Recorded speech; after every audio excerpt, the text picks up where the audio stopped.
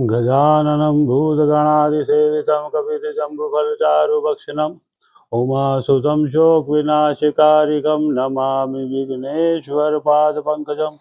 बोल गणपति महाराज की जय।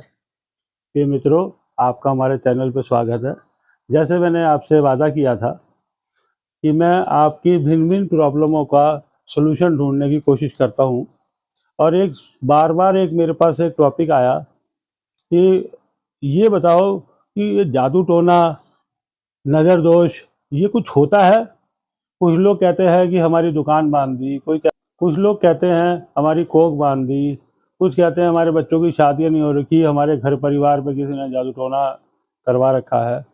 और इस तरह से वो भटकते रहते हैं। कुछ लोग कहते हैं जादू टोना होता ही नहीं है।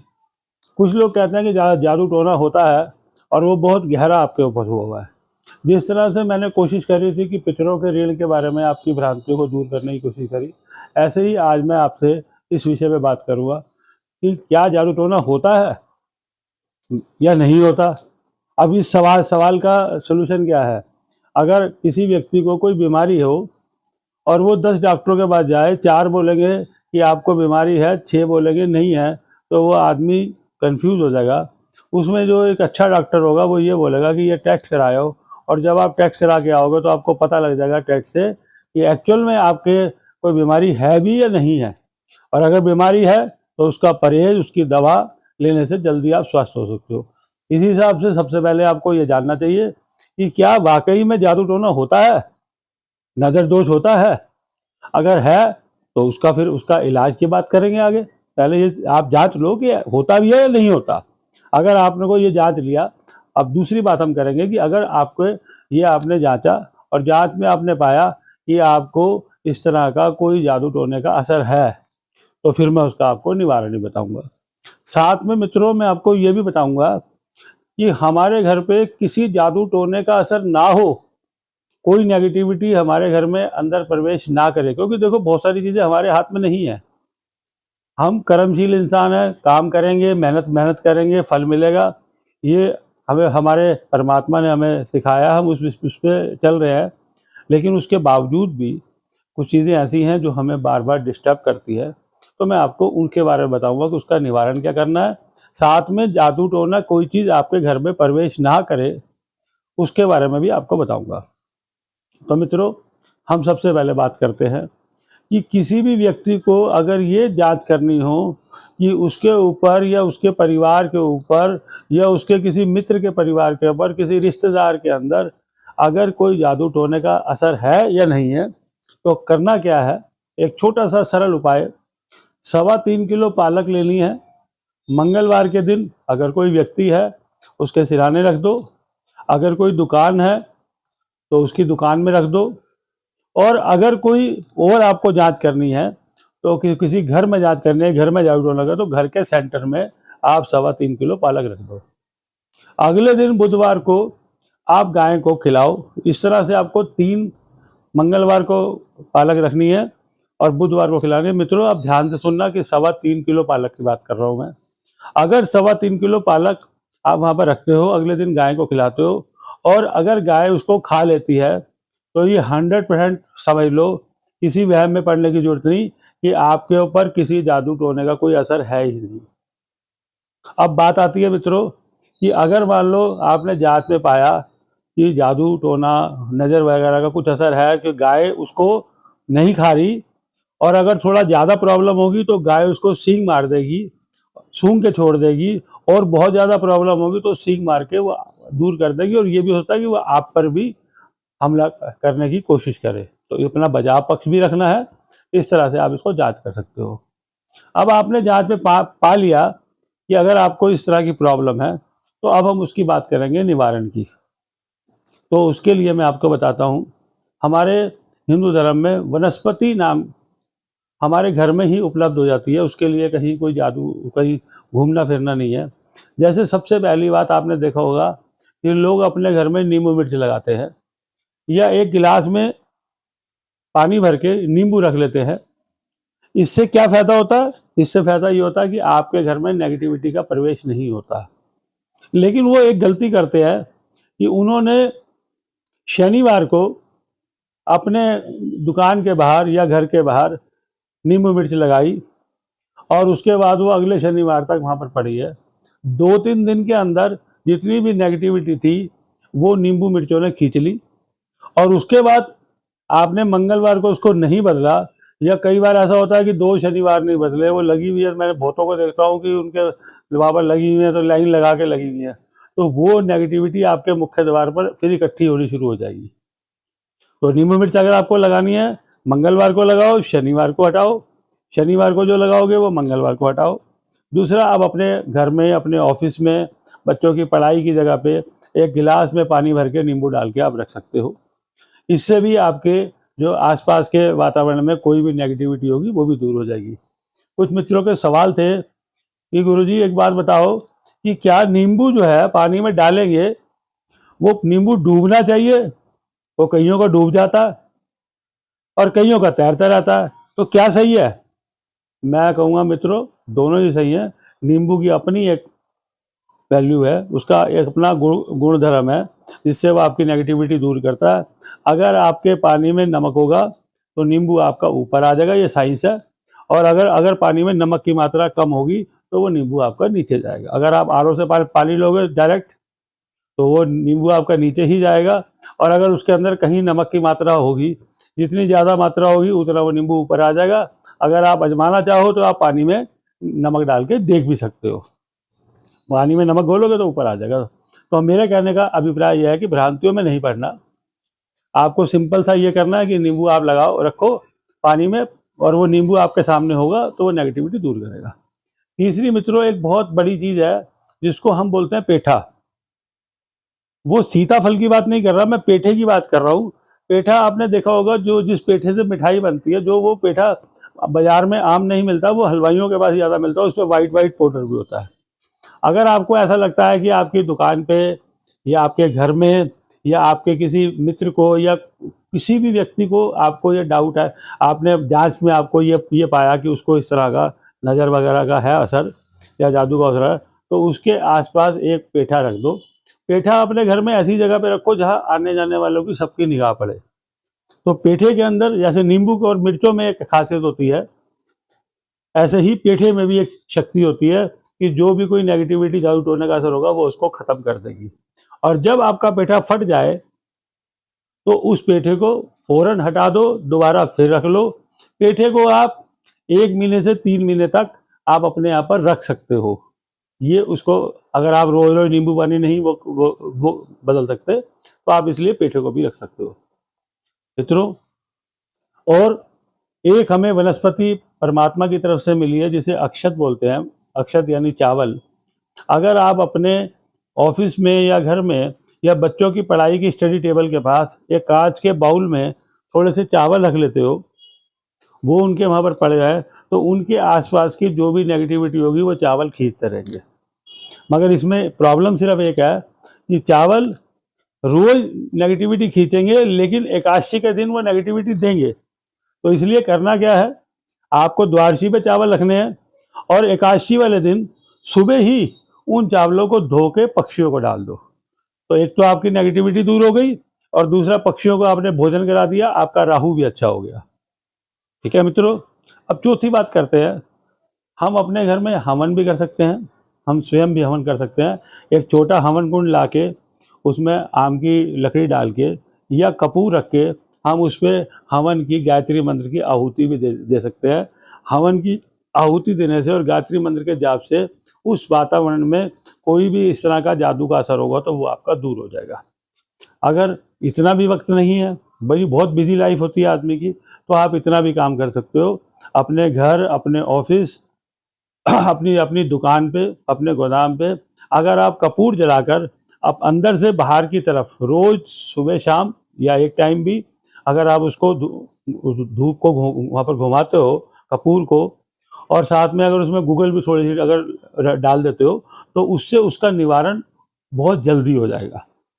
तो मित्रों, ये सब चीज़ें मैंने आपको बताई जिससे आप इसको अच्छा कर सकते हो। साथ में मैं आपको एक और बताता हूँ कि हमारे घर में जादू टोना का असर आए ना, हमारे घर में सुख शांति बनी रहे, हमें परमात्मा हमारे कर्मों के हमें फल दे, और कुछ गलत हमारे हुए हैं तो उसमें भी हमें जल्दी क्षमा मिले, और हमारे लिए जो अच्छा हो सकता है उसको करें। तो उसके लिए मित्रों, आपने शायद देखा होगा कि हमारे यहाँ पर नवरात्रों के टाइम में हम एक मंगल कलश बनाते हैं अपने घर में।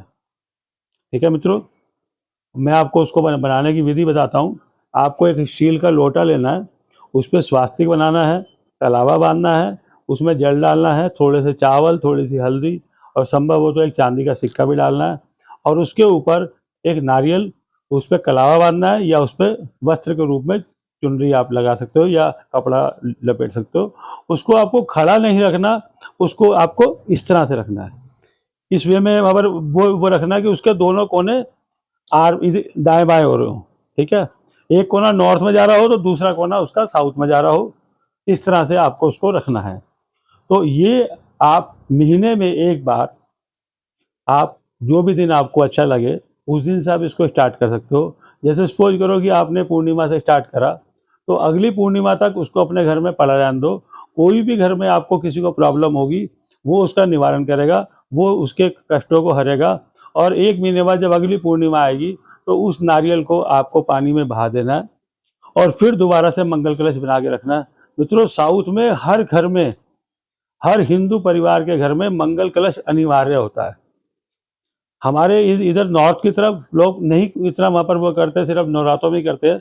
लेकिन ये इतना इतना बढ़िया हमारे हमारे शास्त्रों ने हमें दिया है कि इसको अगर हम वहाँ पर करते हैं तो हमारा बहुत सारा होता है। और एक चीज़ और, कि अगर कोई व्यक्ति स्पेशल किसी को आपको वहाँ पर वो करना, कि कोई व्यक्ति बीमार है, कोई कष्ट में है, तो आप उसके पैर के अंगूठे से लेकर सर तक कलावा नापो, और वो कलावा उसके नारियल में बांध दो, तो वो मंगल कलश उसके लिए स्पेशल काम करेगा। अब जब मंगल कलश आप बदलोगे तो नारियल आपने पानी में बहा दिया, और जो उसमें जल है, उसमें जल में आप उसका अपने घर में अंदर से छींटा मारते हुए बाहर तक लाओ, जो जल बच जाए वो किसी पेड़ में चढ़ा दो, श्रद्धा पूर्वक उसे पेड़ में चढ़ा दो, तो यहाँ से आपका वो उसका भी निवारण हो जाएगा। मित्रों, ऐसे ही जैसे मैंने आपको बताया, ऐसे ही एक पीली सरसों बहुत आम मिल जाती है, और पीली सरसों को भी अगर आप, जैसे मैंने आपको कांच के बाउल में चावल बताया था, ऐसे ही बाउल के रूप में आप अपने घर में अपने बैठने के स्थान पे रख सकते हो, ऑफिस में, घर में, या बच्चों की पढ़ाई की स्टडी टेबल के पास।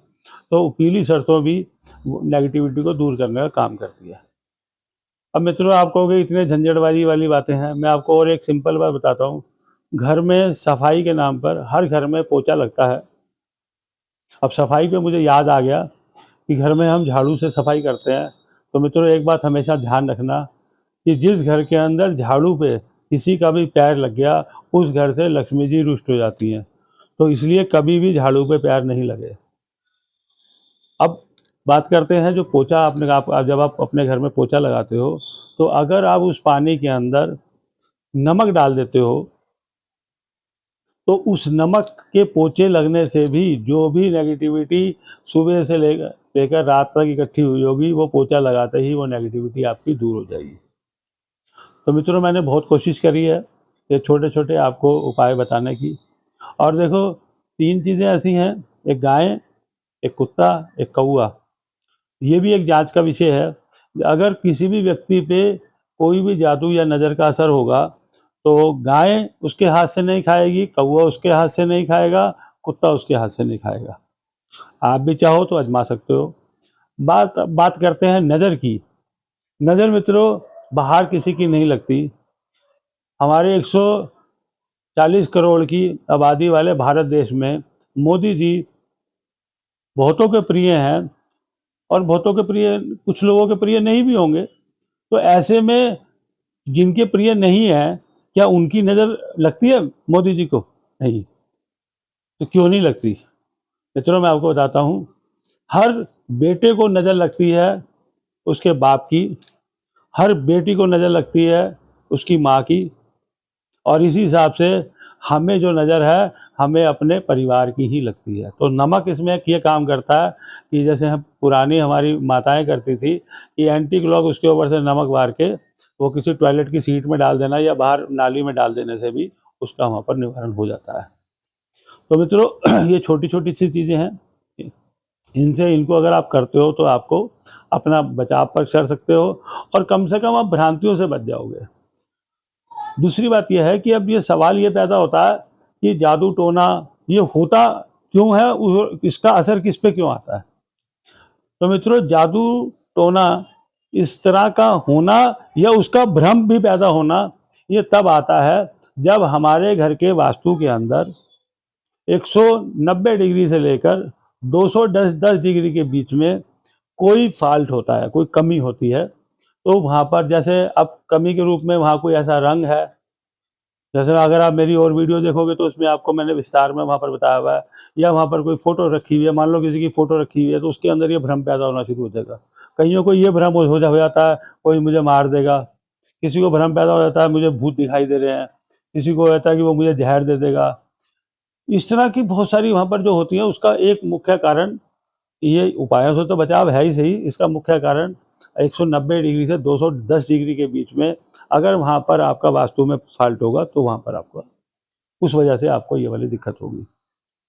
दूसरा, अगर आपके घर के नॉर्थ ईस्ट में भी अगर अगर अगर कोई कमी होगी तो उसकी वजह से क्या होगा, आपका दिमाग बहुत ज़्यादा चलायमान हो जाएगा और इतना चलायमान हो जाएगा कि उसमें कुछ ना कुछ घूमता रहेगा, तो वहाँ पर इस तरह की भ्रांतियाँ पैदा हो जाएगी।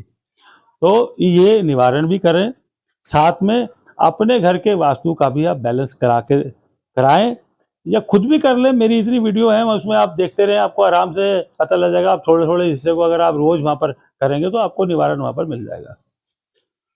मित्रों, मैं आज आपसे एक बात कहना चाहता हूँ कि हम इतनी अपने अपने अनुभव आपके साथ में शेयर करते हैं, इसलिए कि हम एक प्रॉब्लम का सलूशन निकाल पाए और लोगों को उन भ्रांतियों से बाहर कर पाएँ।